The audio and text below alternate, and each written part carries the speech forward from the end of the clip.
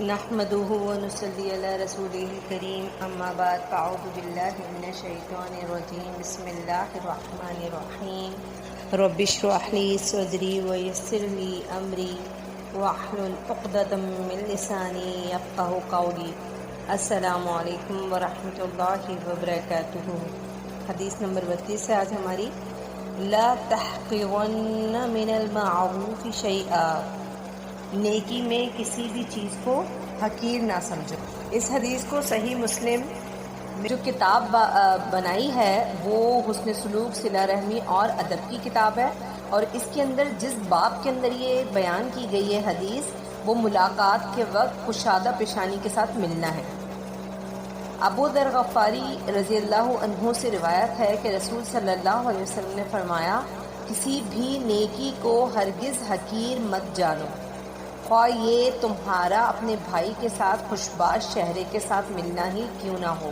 بر کہتے ہیں نیکی کو، اور حسن سلوک جو ہے وہ نیکی ہے، یعنی بہت اچھا معاملہ کرنا، اچھا برتاؤ کرنا، پازیٹیو رہنا یا پازیٹیو سلوک کرنا کسی کے ساتھ، یہ حسن سلوک کہلاتا ہے۔ صلہ رحمی رشتوں کو جوڑنا ہے، اور صلہ رحمی اسی وقت قائم رہتی ہے جب ہم حسن سلوک کے ساتھ دوسروں کے ساتھ پیش آتے، خاص طور پہ اپنے جو ہمارے گھر میں رہنے والے جو ہمارے رشتہ دار ہوتے ہیں، ہمارے جو قریبی رشتہ دار ہوتے ہیں، کلوز ریلیٹیوز ہوتے ہیں۔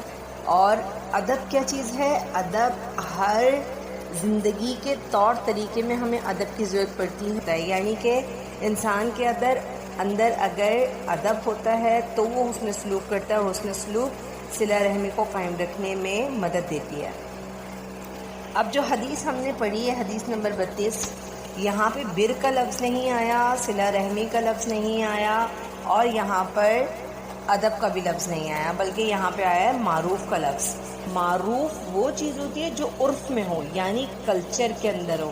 ہر معاشرے میں پازیٹیو سلوک وہ عرف ہے، پازیٹیو رویہ وہ نیکی ہے، پازیٹیو برتاؤ وہ نیکی ہے اور حسن سلوک ہے۔ اس لیے یہاں پہ معروف کا لفظ لایا گیا ہے، نہ کہ بر کا لفظ لایا گیا ہے۔ یہ کلچرل پازیٹیوٹی خواہ اتنی سی کیوں نہ ہو کہ آپ نے دوسرے شخص کو دیکھ کر کے حشاش بشاش انداز میں اس کو مسکرا کے دیکھا، تو آپ ہر کسی کے اوپر یہ ٹیگ نہ لگا دیا جائے جو مسکرا کے دیکھ رہا ہو کہ بھائی یہ تو منافق ہے، یہ اندر سے تو کچھ ہے اور باہر سے کچھ ہے۔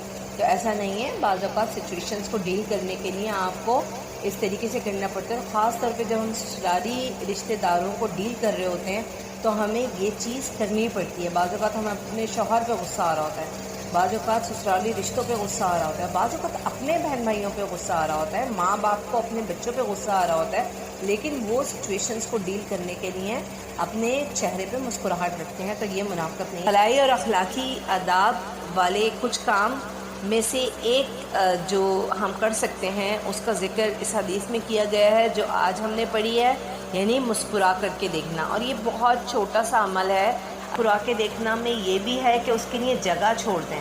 مسکرا کے دیکھنے میں یہ بھی ہے کہ جب مال کے اندر کاؤنٹر پہ بل کے کاؤنٹر پہ لائن لگی ہوئی ہو تو کسی ضعیف خاتون، کسی ضعیف بندے کے لیے آپ وہاں سے جگہ چھوڑ دیں اور اس کو آگے کر دیں اور خود پیچھے ہو جائیں۔ اور اگر بالفرض کوئی اندر گھس گیا ہے اور وہ بہت زیادہ ہری ہے، بہت زیادہ جلدی میں ہے، تو اس کو جانے دیں، اس کے اوپر لڑائی نہ کریں۔ اسی طرح یہ بھی ہے کہ آپ بس میں اگر سفر کر رہے ہیں تو سیٹ کو چھوڑ دیں دوسرے کسی ضعیف یا نیڈی بندے کے لیے، جو کہ جیسے پریگننٹ خواتین ہوتی ہیں یا بیمار شخص ہے یا پھر کوئی ضعیف انسان ہے، اور اس میں آپ لڑائی نہ کریں۔ اگر کوئی انسان بس میں گھس گیا ہے اور آپ سے آگے جا کر کے کھڑا ہونے کی کوشش کر رہا ہے تو اس کو جگہ دے دیں۔ یہ چھوٹی چھوٹی سی چیزیں ہیں جو مسکراہٹ کے میننگز میں آ سکتی ہیں۔